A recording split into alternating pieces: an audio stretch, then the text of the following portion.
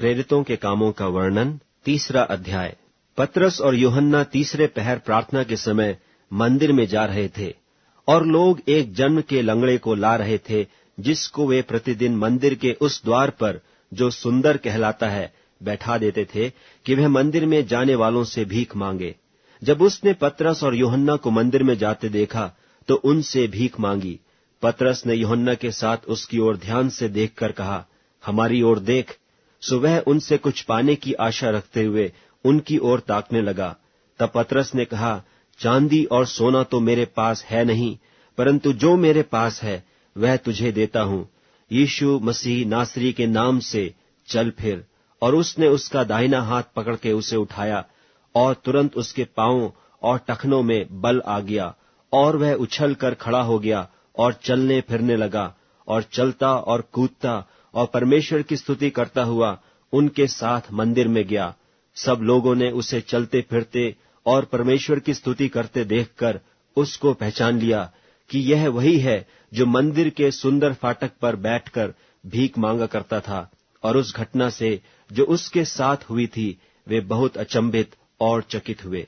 जब वह पतरस और यूहन्ना को पकड़े हुए था, तो सब लोग बहुत अचंभा करते हुए उस ओसारे में, जो सुलेमान का कहलाता है, उनके पास दौड़ आए।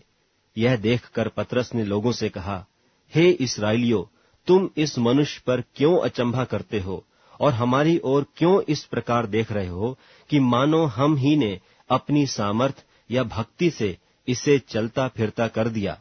इब्राहिम और इसहाक और याकूब के परमेश्वर, हमारे बाप दादों के परमेश्वर ने अपने सेवक यीशु की महिमा की, जिसे तुमने पकड़वा दिया। और जब पिलातुस ने उसे छोड़ देने का विचार किया, तब तुमने उसके सामने उसका इनकार किया। तुमने उस पवित्र और धर्मी का इनकार किया और विनती की कि एक हत्यारे को तुम्हारे लिए छोड़ दिया जाए। और तुमने जीवन के कर्ता को मार डाला, जिसे परमेश्वर ने मरे हुओं में से जिलाया।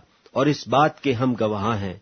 और उसी के नाम ने, उस विश्वास के द्वारा जो उसके नाम पर है, इस मनुष्य को, जिसे तुम देखते हो और जानते भी हो, सामर्थ दी है।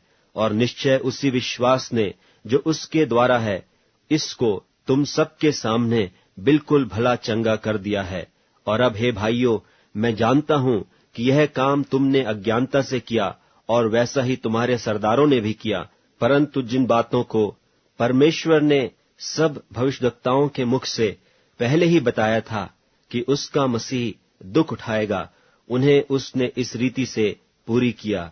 इसलिए मन फिराओ और लौट आओ कि तुम्हारे पाप मिटाए जाएं, जिससे प्रभु के सन्मुख से विश्रांति के दिन आए।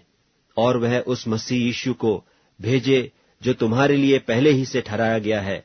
अवश्य है कि वह स्वर्ग में उस समय तक रहे, जब तक कि वह सब बातों का सुधार न कर ले, जिसकी चर्चा परमेश्वर ने अपने पवित्र भविष्यद्वक्ताओं के मुख से की है, जो जगत की उत्पत्ति से होते आए हैं। जैसा कि मूसा ने कहा, प्रभु परमेश्वर तुम्हारे भाइयों में से तुम्हारे लिए मुझसा एक भविष्यद्वक्ता उठाएगा, जो कुछ वह तुमसे कहे उसकी सुनना।